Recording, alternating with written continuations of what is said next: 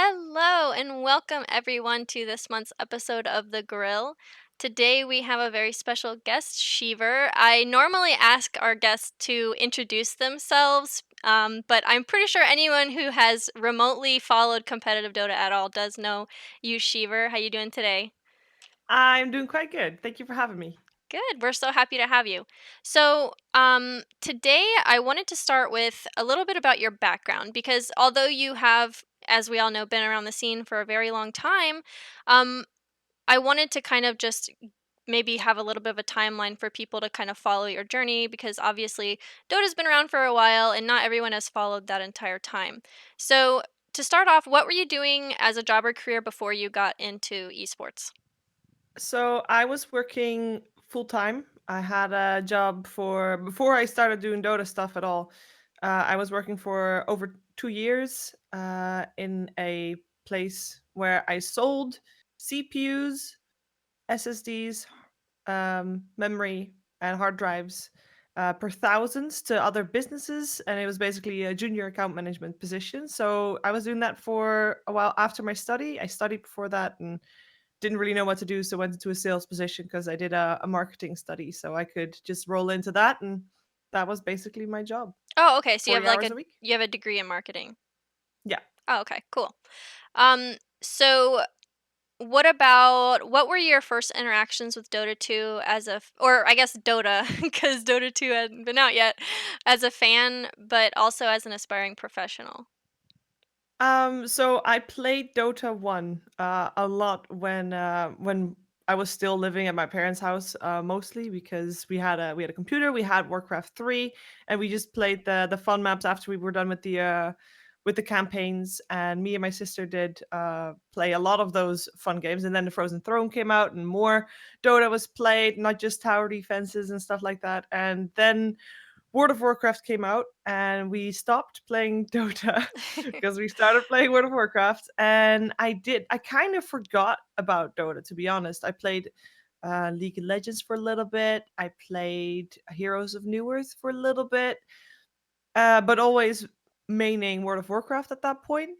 And then I didn't, the TI1 had no idea what was going on. And it was around October that year that I heard like, hey, Dota 2 is a thing and you can now subscribe for you can sign up to get a beta key. And I'm like, oh, beta key, gotta sign up for that. So I Yeah. I signed up and instantly thinking, oh, I'm gonna obviously get a beta key tomorrow because I signed up now. So I downloaded Dota 1 again, or at least reinstalled it, because I still had the discs, because you put World of Warcraft Warcraft in there Yeah. with the discs. And I played a little bit of Dota 1. It was pretty bad. Didn't recognize heroes from creeps, which was the main problem then. But I got Dota 2 in 2011 in December in November, so not too long after subscribing for Beta Key. Mhm. And I didn't really know there was professional Dota until a DreamHack that DreamHack came around. And I remember watching, I think it was the finals or the final two matches. I heard Dota was there, so like, oh, let's check it out. And then Toby was commentating. Oh, sorry, I hit the microphone there. Toby was Tell me. commentating, and it was really good. And it was Cinderin was playing. He was playing with the Wild Honey Badgers. Instantly figured I would root for the Wild Honey Badgers ever since they started losing games, of course, because the teams that I cheer for normally lose. Apart from that Dream Mac they won, but that also made me start to cheer for them. So that was basically when I started following Dota 2 competitively. Never really thinking that there was a career in there for me at all. That didn't come until later on. So you were actually at an event and it happened to No, be no, no, be no. there? Or I you was not. were I was watching it Oh, online. wait, you were watching it online. Okay. Yeah, yeah. Okay. So, what about as a professional, was there any point where you thought, "Hey, I could pursue something in this," or how did you get started with that? Well, I knew that I wanted like I told you, I was in a little bit of like I didn't really know what I was gonna do, so I was in a sales position. It wasn't really my ideal job, and I figured, well, I want to get something new, and I had this idea in my head that I wanted to be in event organizing. It had nothing to do with esports, just any general event organizing, and I know that you can't get into that without having experience. And I figured, well, might as well get some experience by organizing a Dota 2 tournament. And at that point, there were loads of forums that were very active. The Join Dota forums was one of them. And there were a couple of guys, or one guy that was looking for admins for a tournament called the Mishmash Tournament. And I signed up to be an admin for that tournament.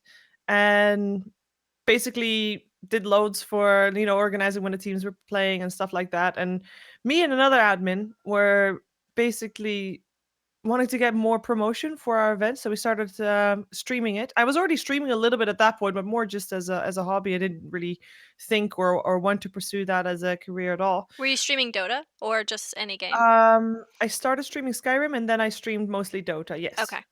I also I streamed for a German website at some point as well. But just for fun, 10, 20 viewers.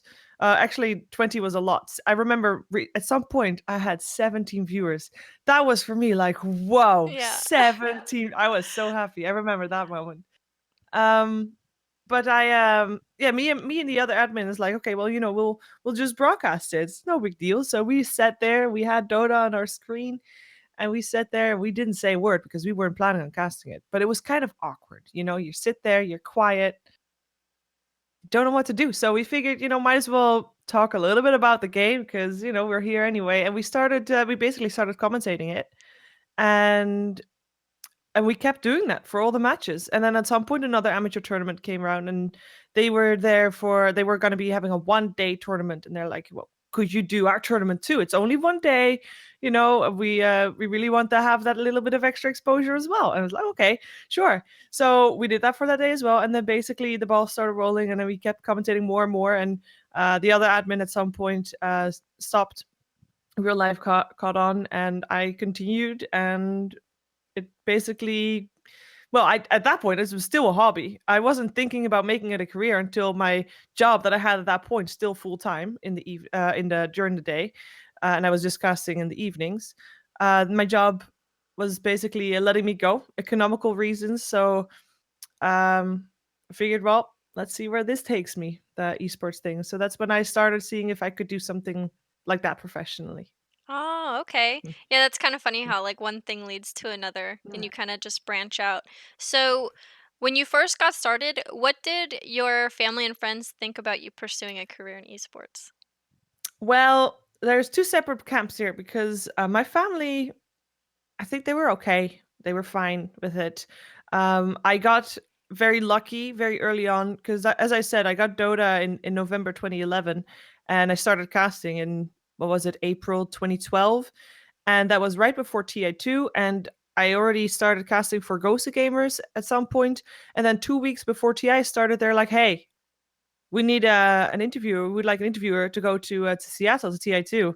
Um, would you be interested?" Well, of course, I was Yeah. interested. And I remember I was at my parents' house when I got asked, and it literally was 2 weeks in advance. And my dad was just coming down the stairs, and because he didn't really think that it would go somewhere. He thought just hobby. But when I said that someone was actually interested in sending me over to Seattle to interview, he was like, "Whoa, maybe this thing is a serious thing, and maybe this is something that you can actually make a career out of." So they've always been fairly supportive, at least to my face. Maybe they were a little bit skeptic, thinking, it's a phase type of Yeah. thing. But overall, they were very supportive. Now, my friends, I've known them for a very long time, and also during my college times, I was one of those students that at some point I was in my final year, and I just delayed just doing those last 3 points or something stupid like that. I was basically playing World of Warcraft most of the time. I remember having a friend over for tea, and she's like, "Hey, can I come over for tea?" I'm like, "Well, that's suspicious. She never comes over for tea." So, she comes over, I make tea. I'm like, "Well, something's coming." And she's like, "So, you know, how are you?" I'm like, "Well, fine." And it was basically a sort of intervention because I was playing a lot of World of Warcraft at that point, and they were very, very skeptic that this could turn into something, and they were saying like, "Hey, maybe you should look for a job. Maybe you should just try to find something else." Because it took a while for me to actually turn it into an actual career, like a profitable one. Yeah. I was living on. savings for a while, and that they were like, well, maybe maybe it's been enough. When do you have you set yourself a limit from when you gotta stop? Mm. And they're totally supportive, by the way, because they never forcefully did anything, but they were concerned. They were Yeah, concerned for sure. naturally. Yeah. So now So, but but now they're all supportive and everything? yes, Yeah, super supportive. Yeah. yeah. So, you've worn a lot of different hats, pun intended, um, throughout your career. So, you've done casting, interviewing, hosting, paneling. Are there any other jobs that you've had along the way that maybe people don't know about or might not be, something that would be on camera? So the organizing of the amateur tournament was one of them, and I think a lot of people know this. For the longest time, the websites that were in Dota, was both Ghost Gamers and Join Dota, were very bad in reporting which games were live at what times, and what they were for and stuff like that, and where you could watch them. And there weren't that many Dota matches yet, at least not as many as there are now. So for a full year and a half, every single day, and I do mean every single day. You can look up my Reddit history just to be sure. And when I didn't do it, I asked someone else to do it for me. I made a post on Reddit saying which games would be live, who is going to cast those games, and why those games mattered. For example, there was a Starladder game somewhere, and then I would say, well, it's casted by Toby on this Starladder channel, and it's important because SK Gaming might get eliminated if they lose this one, stuff like that. But I did that for the longest time, every single day, until I figured, well, the games start to be a little bit too plentiful, and the Mm, websites actually start to pick it up properly themselves. But wow. that is something that I did for a long time. Yeah, I did. I wrote a couple of articles. I wrote one article anyway. Figured I would go into writing at some point, but it didn't really get off the ground. And I don't know if it's ever got published. But Do you enjoy writing? S well, yeah, in a certain way. I mean, I write a blog, and Right, yeah. I can write about myself and about how I feel, because that's already from me from when I was younger. I was like, that's my therapeutic thing. If I'm Mm, if I'm upset or something like that, I'll write it off, and then yeah, like literally physically write it off, and yeah. then that helps a lot. So I've always been writing for that, but I don't know if I've ever. Well, I did a couple of articles on an own blog at some point about gamification, but other than that, I've not been a very big commercial writer, if you Okay. will, or Sure. journalistic writer. Yeah. Yeah. That's pretty amazing though. I didn't know that you posting on Reddit, like, the games happening every day, that seems like that would be something that really would help make the pro scene more accessible to people and, like, help foster, like, grow the pro scene. So you contributed a lot back then, like, even just doing that, and that's a big At time that point, commitment. yeah, at that point, the scene wasn't very big either, though, as in Mm, the amount of like talent active, if you will. I mean, obviously, Toby was very active, Purge was already active, LD was active, but mostly in the Southeast Asian slash China scene. At least we didn't overlap a lot in terms of times where we were active on stuff. And Lumi was active, and that's kind of like, those are the big ones, and that's basically it. That was all the talent out there, and there were a couple people trying to make it, and having like small communities here and there, but the big ones, I mean, those were it. And then there were the two websites, and that joined Dota, Ghost Gamers, and that was basically all the access you had. And Ghost Gamers was also always of the very technical people. Like, most of the people posting on forums on Ghost Gamers were the well, the people that are actually higher than 5K MMR, at least that's what the idea I got. I didn't really feel like that was something that, would fit me. And joined Dota also not that much. And the Reddit community wasn't that big, but it was active and it was accessible and it was really nice most of the time. And yeah, I thought it was a nice thing to do, because it helped me a lot as well, knowing what was going on. Because at that point I knew everything that was going on as well. So that helped me a lot as well. okay. Yeah, so out of all these different hats you've worn, which has been your favorite so far that you enjoyed the most? Well, obviously, I pursued hosting, so Mm, I like that. I gotta say that's my favorite. but it comes very close to commentating. I still really love commentating. It's something that, I started doing. It's a lot of fun, especially if you have a fun co-cast. I remember last year, TI7, I was casting group stages. Um, wasn't expecting them to cast, but I casted them with Blitz, and we had so much fun. It was really like really enjoyable. It was an eye opener because I hadn't commentated for a while, other than I commentate the qualifiers, a couple here and there, Mhm. along with with basically everybody.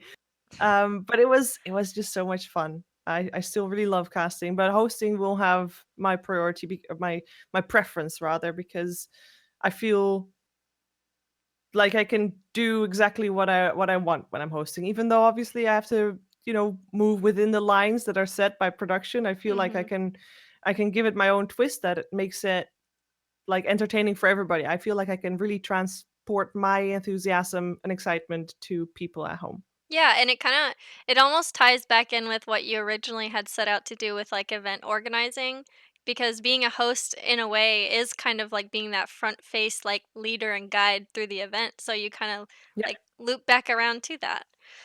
yeah. So, as a side question, what other games do you like to play other than Dota now? I know you mentioned you used to play WoW and Han and some other games, but what about these days? What are you playing? At the moment, I'm playing a lot of Monster Hunter Generation. Ooh. Because the Monster Hunter World, I got it on PC and it's a lot of fun, but I did all the quests, and now I'm just having I have my Switch actually right here as well. Yeah. I'm just playing it on my Switch because I'm doing this therapy for which every morning I'm like half an hour I have to kill, Mhm. and I can play my Switch when I do that. So I love playing the Switch, and I play a couple of other games here and there, but I think at the moment none as much as Monster Hunter Generation. I played Octopath as well, Hmm. What and what, Arena of Valor. Arena of Valor. Oh, yeah, I remember seeing you Yeah, tweet about that a bit. yeah. What, weapon do you use in Monster Hunter? What's your favorite or All favorites? right, I started with Monster Hunter World. I started with the Switch Axe, Okay. and that was a lot of fun. Yeah. But I really like riding monsters, very simple like that. Yeah. And I'm mastering the insect glaive, and I It's would like to fun. say I'm doing pretty well, and it's a lot of fun because you just get to jump around and fly Mhm. about and swish with your stick. It's cool. The only downside is the weapons don't look as cool. They Mm. just look a little like they're They're just a stick. smaller. Yeah. Yeah, I like the hammer. But I did switch to the Switch X for PC Monster Hunter World. But I just switched yeah. back to hammer because I was like, I like the rhythm of it. But It's the fun. hammer is so slow. It's It like, and when you miss, it's such a big miss. All Yeah. that damage is just gone. Yeah, the wind up is really big, but I love when, like, you hit them right in the face as they're charging at you and you knock them over. That's the best. Yeah, yeah. Yeah. I love Monster That is pretty cool. Yeah, Hunter. it's a good game. It's a good game. Yeah. So, let's talk a little bit about TI8 and kinda what you've been working on recently. Um, what do you find is your favorite part of working in esports? And alternatively, what is the worst part of working in esports? The worst part is slash was insecurity about, you don't know if you're gonna have a job next month type of thing. Mm, So in terms of, and this was especially a couple of years ago, in terms of income, you just don't know if you're gonna be having enough income for things, if you're because you're basically freelance. At least I was always freelance, not part of something that pays a wage. And in the past, I've always just had wages, and it's very easy mm. to just you know that there's going to be a paycheck the next month. Yeah. And I think that is one of the toughest things, just not knowing if you're going to have a paycheck. um and a favorite thing is, I mean, I think it's probably is pretty self-explanatory. I basically get to do what I love together with my friends. We just talk video games and we get paid for it, and it's just really a lot of fun. Yeah. Hey, it's as simple as that. I mean, it seems like Yeah. the industry is exploding, but I think like most of the people that pursue esports are coming because they love following the games and there's a lot of passion there. So it's still kind of at that stage where it's very passion fueled instead of like, money fueled, I guess, like a lot Yeah, of I other think industries. you know, everybody always has their favorites for commentators, for hosts alike, for people in the industry just in general. But I can safely say that every single person is super passionate and is nice because not nice people don't get hired back. It's Yeah. very simple. So it's just it's a really fun environment to work in. Just in general, like no matter what kind of role anybody has, it's just you're basically part of this traveling circus, but the circus is like your family. Yeah, So yeah. it's a lot of fun. That's a good way to describe it. So, what kind of preparation do you do for events? And we'll just say as a host, since that's kind of what you have transitioned into being primarily. Are there any tools that you use to prepare or anything like that? Use websites. Mm, I mean, the Liquipedia, the Dota buff. Sometimes that Dota, depending on how in I go. Um, but overall, I use pen and paper. I'm of the old school. I like to write things down because when I write things down, then I remember it better. I don't yeah. even have to look it up again. But once I've wrote something down, then I can, bring that up from memory. Hmm. And basically, what I do is I start with the teams that I know least about because normally the teams that everybody knows, you can say stuff about them anyway. You know that your panelists are going to be able to talk about them for days on end.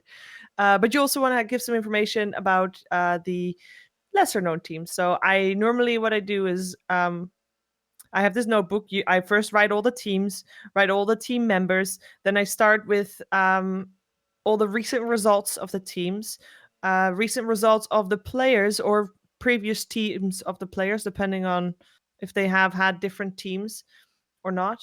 Uh, when they joined what team and all that, and then obviously I look at the heroes that they played in the recent times, the heroes overall, the heroes last 3 months. Um, and then I started looking at what type of stories they have. Like, do they have interviews out there? If they do, I'll watch them if I haven't seen them yet. Because obviously, this is for the newer teams a lot more. Because at some point, for teams that are at every event that I host, I don't have to do that much work because it's already in my head and it's all kind of obvious and public knowledge. But um, I basically try to find as much information as I can about the team. I remember at some point it was a Dream League, and it was this team that I didn't know anything about, and I contacted the manager, asked him if he could tell me something about the players because the players also didn't have a Wikipedia page or anything like that. And sure, you can look up which heroes they play, and I obviously do, but that is not the story, if you will. I mean, everybody is there because not because they play the heroes that they do. Well, they are in a way, but that's not interesting for people to know. That's not something that they remember unless there's this one hero that they're super good on. But then, Hmm. yeah, you want to keep it also relevant and stuff. So basically, learn as much as I can about the teams that are playing, and I try to write it all down in my little notebook. Yeah. Do you keep Yeah. all of your notebooks that you go through? Yeah, I have a problem throwing things away. It's a very unfortunate. I think it runs in the family, but yeah, I just feel like it's a waste if I throw them out. And I recently moved, so now I have them all in the box. I don't know what I'm gonna do with them though. Cause am I ever gonna open them? No, probably not. I know the feeling. Yeah. Is it like a big box? Like, how many notebooks do you think that you've gone through? I have a different notebook every event, Oh, almost. okay. So, Sometimes I do 2 events per notebook, especially when they're a little bit shorter. Like for if there's for example, a Star Ladder that was mostly sharing a notebook with the Dream League, so that each I basically start on each side. Basically, I flip over the notebook and start on the back and open it and start it on the new event. So basically, 2 events per notebook ah, probably. But some I just have one, depending on how many games there are. yeah. So, do you usually use like, sorry, I'm like getting really into this That's notebook fine. thing, but do you usually use like just like regular spiral notebook, like to just like letter Yeah. size, or do you like I the use moleskin? You have favorite pens, you know? I use A5 mostly. Okay. Because that is not too small, but also Mm. not massive. So, you can Mhm. still carry it in any bag. And if you don't have a bag, you can still hold it in your hand and not look too dumb. No, don't worry, you don't Like a never look nerd. dumb when you're holding a notebook. Yeah. And then it normally doesn't really matter which pen I have. But because I go through pens actually. I go through pens quite Yeah, fast I would because I imagine. write a lot. So hotel pens are the best because every hotel that I go to, there's another pen somewhere, so I can always take one from that. Let's see which. Oh, and this hotel was the New Century Hotel, Frankfurt, Germany. So this is a Germany pen. Um, Souvenirs. Souvenirs. I got a very pretty pen from Shane actually. Still have that one as well. But the problem is when I get a nice pen, I'm almost afraid to write with it because at some point it's gonna be empty, and what am I gonna Mm, do then? You know? I know. So Yeah. yeah, and then the spiral bands on the back, so I can when I have a notebook, I can basically flip it over to the other Mhm. side as well. Okay. Good to know. Just curious. I Yeah. always like to see, like, what kind of stationery people use, 'cause I love collecting that kinda stuff, and, like, I love writing in notebooks too. Like, my husband, like, I have lists everywhere. It's like grocery lists, things I wanna do lists, all that stuff. There's paper everywhere. He's like, "Why don't you just put it in your phone?" I'm like, "I just like to write them." It's also good to have lists like that. I mean, Mhm. there was a point when I was doing more interviews than anything else that I wrote the same list of generic questions every notebook. Oh, new event, okay, new notebook, and writing the same list of Yeah. expectations, strengths, weaknesses. So these Yeah. standard things, but I'll write them down. Write them down. Yep, there you go. Yep. So, TI obviously is the biggest event for Dota 2 every year. How does it feel to work at TI as talent? Does it feel different from working at other events, or does it usually feel like a similar sort of pacing and tournament, or how does it feel? Um, so TI is massive for multiple reasons, obviously, prize pool teams, but also for the amount of talent that's there. So as talent, I think that is the first thing that makes TI feel different. There's so many like literally everybody is there. Almost everybody is there, unfortunately. But there's so many people that it's just feeling that already makes it feel different, which means that normally when you go to an event, talent will probably hang out with everybody. But when it's a big event like that, if all the talent would hang out together, it would be a very big group. So people segregate more. There's Mhm. more small groups. Um, so far, for me, both Vancouver and Seattle felt very the same. But it was still that same like the Vancouver felt the same as Seattle. There's like the same vibe that America has and Seattle had for us or for me anyway when I got there. That makes it feel very TI esque. The weather is good in Seattle as well. The amount of time we have on the event feels good. The just it feels different. It's just as good feeling of big event and everybody's there and it's a big one happy family type of thing and the Dota is always great and it's good. It makes a difference for like when you have a smaller event. When you have a smaller event, I would say actually most people would be more busy Mm. as well because there's less talent, so more work for fewer people. Mm. And TI, you have just more time to maybe talk to everybody. Because normally, for example, Slacks, if he works an event, he's probably away. You probably won't talk to him the whole event because he's going to be busy every single day. TI for him actually still, maybe he was a bad example because TI still He was was very doing a lot, busy. yeah. Yeah. But generally, you get to talk to people a little bit more at TI, and it's just everybody's in a good mood. Everybody is happy and just yeah, it's just really nice. Yeah, I didn't think about that being even just the size. You get to see a lot of people that you might not usually see all in one place. Even if they're Yeah, not working at the event, a lot of people still go to TI and attend it. So you get to exactly. Yeah. see everyone. Do you get I know you mentioned you do have more time. Do you get like a decent amount of downtime at around TI to meet up with people that you might not be able to see very often? This TI less than other TIs. I Mhm. was actually fairly busy this TI. I didn't even have time to do a signature session or a signing session this TI, which was fairly unfortunate because I always do those and I look very much forward to them as well because they're a lot of fun and it's nice to meet people. Um, so this year I didn't really have a lot of extra time to talk to people, but actually I was there during the group stages and I didn't actually work the group stages. So Oh, okay.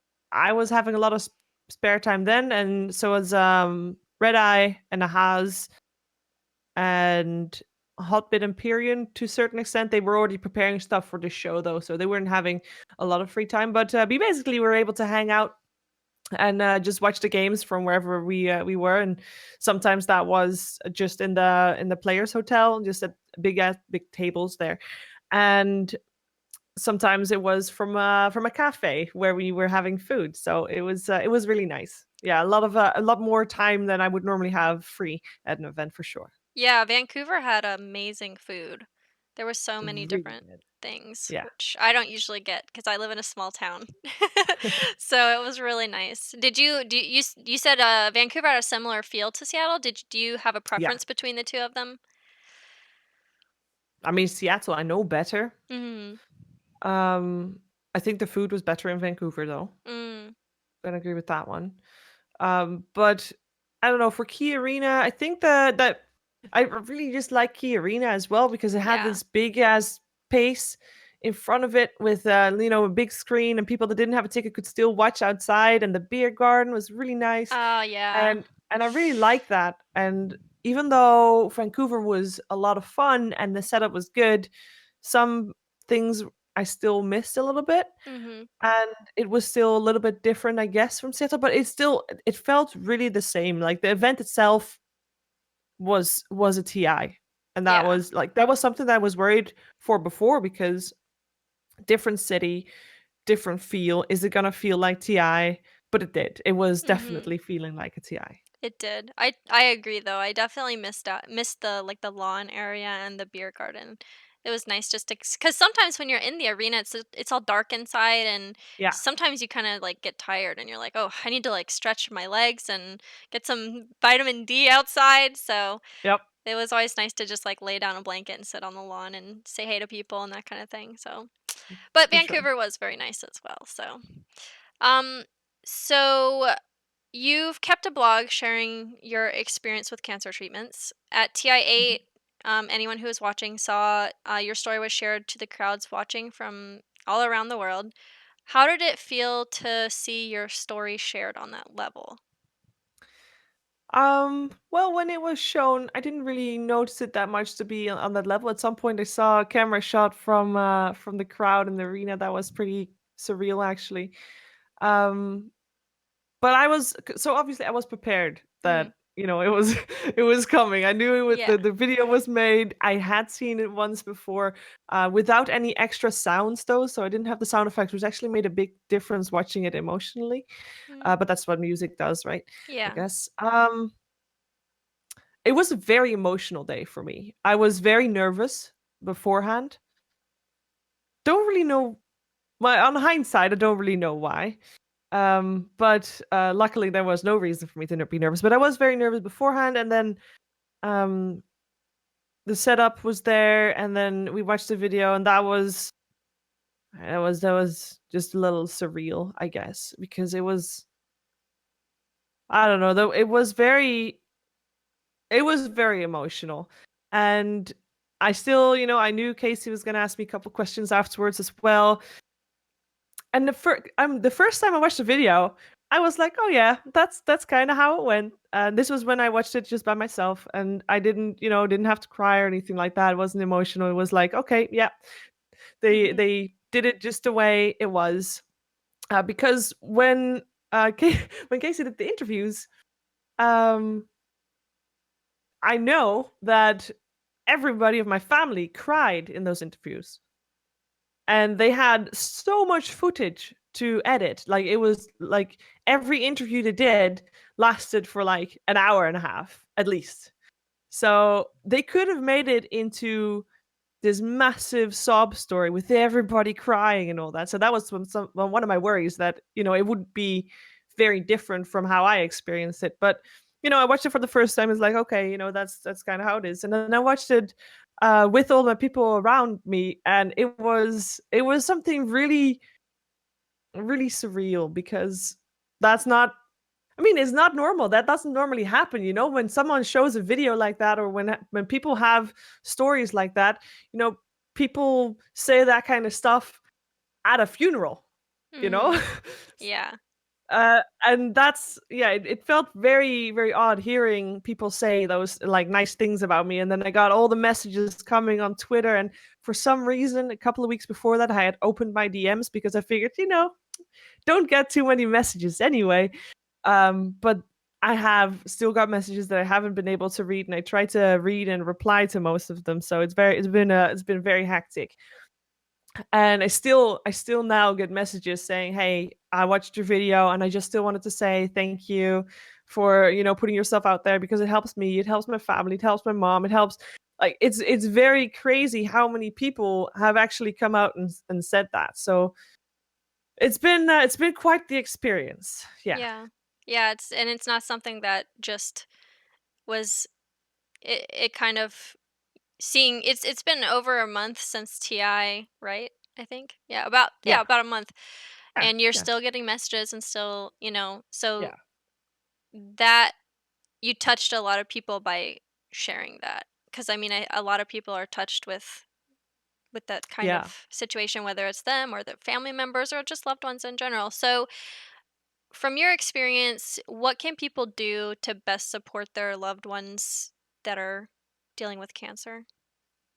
I find it's a difficult question, or rather difficult. It's a simple question, difficult answer Yeah. because for me the answer would be very different from someone else. For example, there's people that rather keep everything in and pretend it's not there and just don't talk about it, because if you don't talk about it, it's not real. Mhm. And then there's people that want to talk about it to the point where people in their surroundings are gonna be tired of them talking about it. So it's very difficult to give advice about that, but the best advice that I can give is communicate, because even if there's someone that doesn't want to talk about it, at least have that conversation where that person says, "Hey, I know the situation is like this, but I rather not talk about it." But just letting that person know that you're available to talk about it if they do want it, even if you have to let them know that every week, just in case, because sure, you can say it right after, for example, if it is cancer, after they got their diagnosis, you can say it in the first week, like, hey, sucks. Let me know if you need anything. That's fine. But a month later, when all the first postcards are done, people might have already accepted that as a reality, but that person still has cancer and still deals with it every day, and it still sucks. And just letting someone know, like, hey, I'm thinking about you, Mhm. doesn't have to you don't have to say like, oh, do you want flowers, can I do anything, or should I come by, or anything like that. But just letting people know that you're thinking about them is actually a very big thing. Mhm. So communicate and just, yeah, just talk. It Yeah. sounds very simple, but at the same time it doesn't happen often enough. No, you're exactly right. It's hard for people to talk about, to open up to others. So it's Yeah, definitely, I think that's very good advice, and I'm glad that you've been getting messages and people have been sending you lots of love your way. yeah. So let's talk a little bit about, I guess, advice for people that want to get into esports. Um, Okay. since you've been around for a long time, you've done so many different things. So, if you could give one piece of advice to someone that is pursuing a job in esports, doesn't really matter what it is, I guess. What would Mm. you give them? What would you tell them? Only do it if you really love it, because you don't know for sure if you can make a career in it. Like, it's not something that you apply for a job and you have a chance of getting it just like everybody else. It's you do the job for a lot of positions. If you're a very technical person, or you have like this niche thing, like you can operate this crane camera that nobody can operate, then sure, by all means, send a technical application, because that's probably the best route for you. But if you're going to be wanting to be a cameraman, or not a cameraman, a caster, a panelist, a host, or anything like that in front of the camera, or something that you can already like do right now, for example, making videos, casting via Dota TV, just start doing it. Don't wait for someone to ask you to cast something, but you can just start casting. there's qualifiers every day now at the moment. So, and those are all in Dota TV, and you only need your PC. Even if you don't, your internet is not good enough to stream it on Twitch, for example, you can always record it and put it on YouTube just to get the practice out there. If you are worried that it's going to sound crap, still do it, record it, and listen to it yourself before maybe having your friend listen to it, or your sister, or your mother, or your brother. Doesn't matter. Just have someone listen to it yourself, and get your own feedback, because that is the most valuable feedback. Would you listen to yourself if you're a caster? If the answer is no, then other people are not going to want to listen to you too. Yeah. So then you can practice that, and the same thing goes for, I guess, the hosting bit is a bit more tricky, but most on camera work you can already start doing it. Like for example, you're right now basically doing hosting, and that's the way that if you want to get into hosting, that's the way that you get experience, because hosting is not something that you can very easily practice. And better yet, if you get invited to host an event, you don't have practice, you just got to do it because the camera is already on, is right there, and there's not a lot of practice that you can do, but you can already do stuff, for example, on YouTube or on Twitch for that matter. Mhm. Like even if it's just talking to a camera, you can start an in real live stream and just work from there. But that's for all on camera positions, I'd say. If you want to be on the other side, and the production side, I'd say look for volunteer jobs for bigger companies like DreamHack, like ESL, like PGL. Um, Most of the people working on that side of the camera also started with volunteer jobs. And I don't say, quit your job and start volunteering and you'll be successful. No, because that's not unfortunately, that is not the way it works. And there's also a lot of positions that you can just apply for and get paid for straight up. But overall, it is an industry where most people at the moment have started as a volunteer job and worked their way up from the bottom. Um, I know that there's a difference. There's a bit of a shift happening. There's more positions actively opening for people that want to apply to stuff, but you still need to show that you can do what you say that you want to do. And if you have any type of experience, that experience is important, and you just want to be able to get that experience, be that for something that you get paid for, or be that for something that you volunteer for. But there's a lot of there's it's a gray area, because there's a lot of people that say, volunteering, why don't people pay volunteers? And they should start paying, because the industry is growing, is getting bigger, and people should pay volunteers. And in a perfect world, they would get paid, but unfortunately we're not there just yet. So yeah, my advice is, most of all, just do it. Just reach out to that person that for example, has a job. Maybe he can put you in contact with someone, or write an open letter to ESL saying, hey, I live here close to, for example, I live close to Hamburg, and was wondering if there were any volunteer positions opening for work. Stuff like that can actually help get you somewhere. And if you want to work in front of the camera, then yeah, start being in front of the camera so you get experience with that as well. Yeah, that's great advice. How has casting changed, or how is casting different now than when how it was when you first started?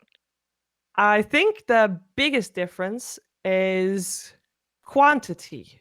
Because I remember that when I started casting, there were games that if I didn't cast them, nobody would.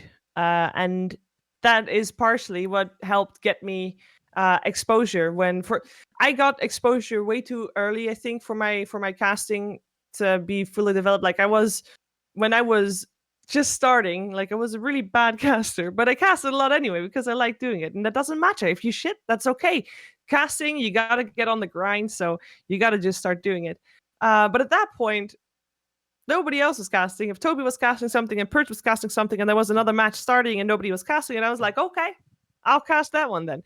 And I don't think that would happen nowadays. Every game out there is being cast, is someone is covering it one way or the other. So there's hardly any uncast matches anymore, and you gotta get really lucky if you want to get the exposure. And nowadays, when, for example, when there is indeed a big broadcast, and for maybe the internet drops out, then that's a big break opportunity for someone to actually break through and cast. Um, It's there's differences in a positive and negative way. So I guess the positive way, at least for me, was that there were fewer casters available for games when I started casting. But at the moment, the route in getting into casting is a little bit more clear. It's tougher, but it's a little bit more clear because you basically you know that you can send clips of you casting to organizers and say, hey, can I, if you have some qualifiers to cast, let me know. You can start casting open qualifiers, and you can start actually casting something, and then you can cast the qualifiers, and then at some point maybe you get invited to a LAN or something like that. The path is a little bit more obvious to where you're getting, but it is, I think it's more difficult now than it was when I started, for sure. But it was a little less sure when I Mhm. started. Yeah, I feel like casting's probably, like, the most common thing that people try to get into for, like, Yeah. front-facing positions in esports, because you can do it from your computer and just load up a game from Dota TV and just start. So, that Yeah. is a big difference. Yeah, and I think also for all casters that are out there right now, I hope that everybody that is casting and is not getting to those events is casting because they like it. Because the chances that someone breaks through to be a tier one caster, like for example, obviously we had Lyrical and Trent casting at TI, and that was great. And it's been a very long time since we had new blood, fresh blood on TI main stage. Mhm. And partially the reason why we needed fresh blood on the TI main stage is because LD and Merlini, but mostly LD, uh, they didn't cast. So there was this opening. So think about it. Then you've got, play by play Cap, and you got Toby, and you got OD Pixel, and now Lyrical. Is any one of them gonna retire anytime soon? Probably not. So the chances that someone actually makes it and gets to be one of the top three, top four is very slim. Um, it's yeah, it's a tough industry to try and break through in, especially in Dota 2 because Dota 2 has a lot of commentators already. But it's definitely the best game, so you should just do that anyway. No bias at all, of course. No bias at all. Yeah. So, what about for someone who wants to work as talent in the esports industry? What do you think are some of the most important skills that they should have to be successful?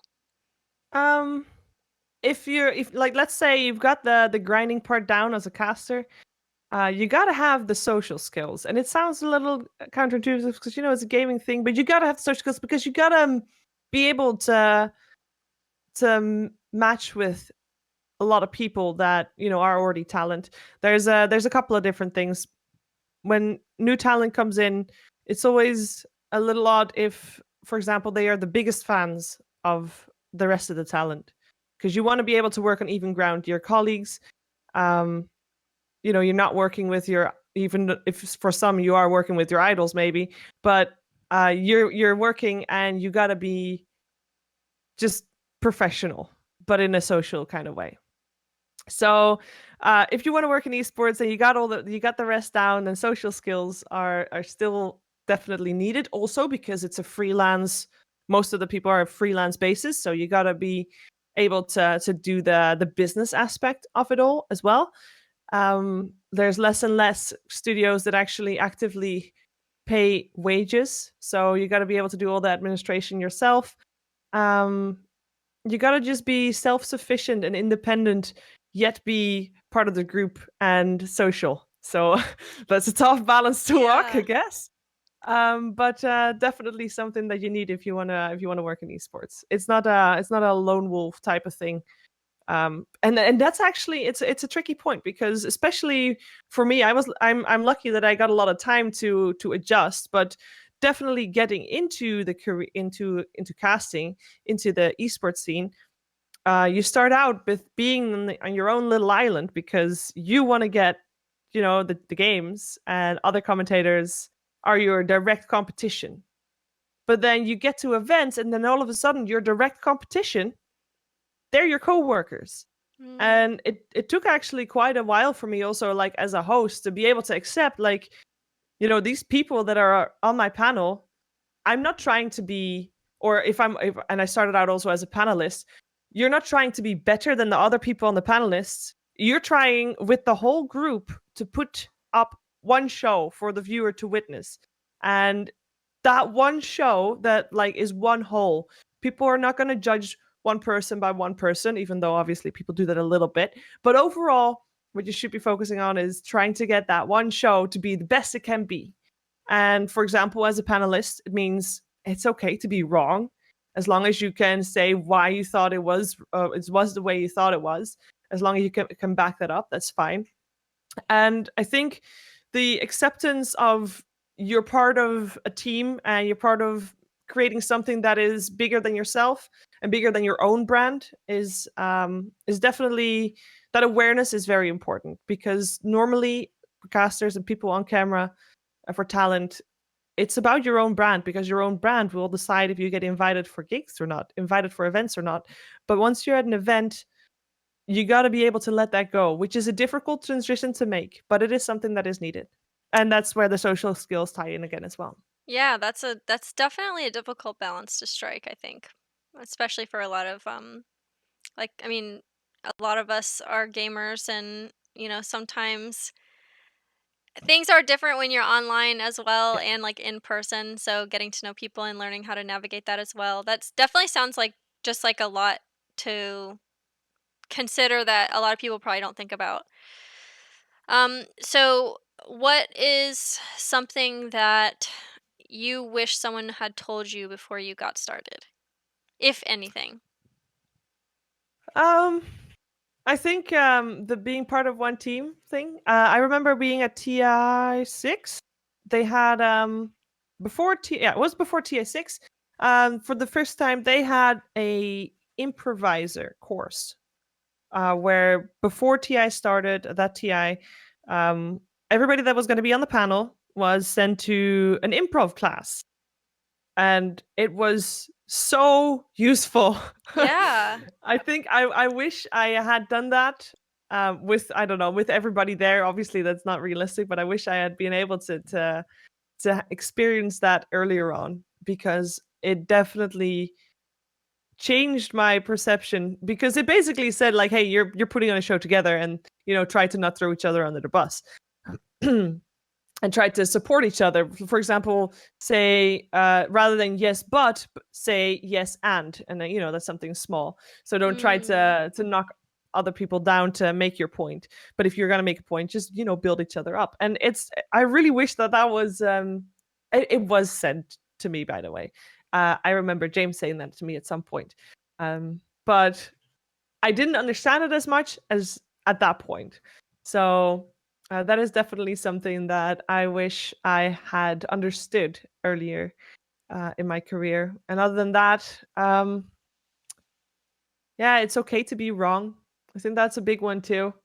And it's okay to not have everybody like you.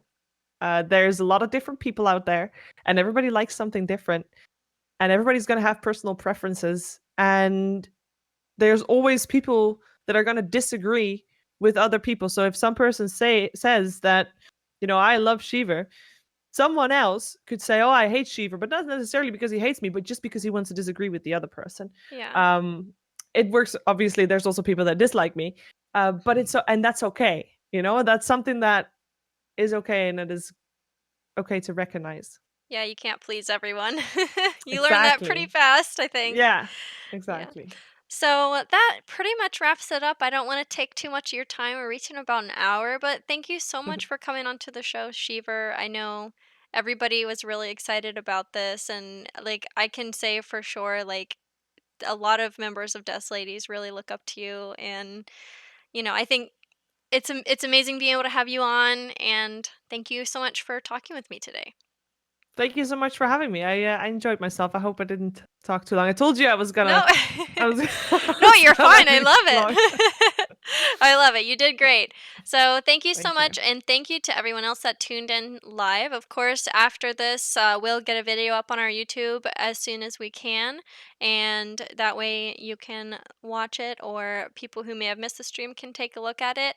You can follow Sheever, of course, if you don't already. Her Twitter is below her camera, and mine is as well. And you can follow Desoladies at Desoladies on Twitter, Instagram.